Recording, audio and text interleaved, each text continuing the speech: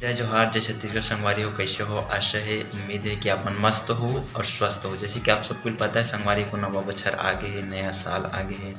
तो जाहिर सी बात है, हर भी इंसान के साथ में कुछ कभी खुशी, कभी गम, कबू सही कबू गलत, तो हर इंसान के साथ होते रहते और ज़िंदगी को उतार चढ़ाव लगे रहते। तो जैसे कि आप सब कोई जानत हो कि नवा बछर आगे संगवारी हो, तो जिन पुराना भी जिन बात रही से, जिन बुरा वक्त रही से और जिन बुरा बात है तेला भुला के अपन ज़िंदगी के एक नया शुरुआत जिन 2023 में एक नवा किरण के साथ शुरुआत करबो।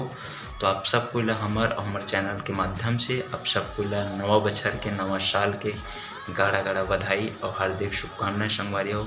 ज़िंदगी में एक नया करे के कोशिश करूँ, जिन पुराना बात रिश्ते ला भुला के हमन करबो।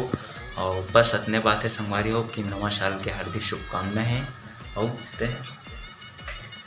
झारा झारा नया साल की मुबारक हो। आप सब झल्ला भाई, दीदी, बहन, भैया, तो आप सबको नया साल के हार्दिक शुभकामनाएं हैं। और हाँ, मैं दुलार बनाए रहूँ, हमारे वीडियो में नया हूँ तो प्लीज़ हमारे मन के जैसे क्या थे आप मन देखा थे कि छत्तीसगढ़ी के लोग आते फैमिली से रहन सहन कैसे का है।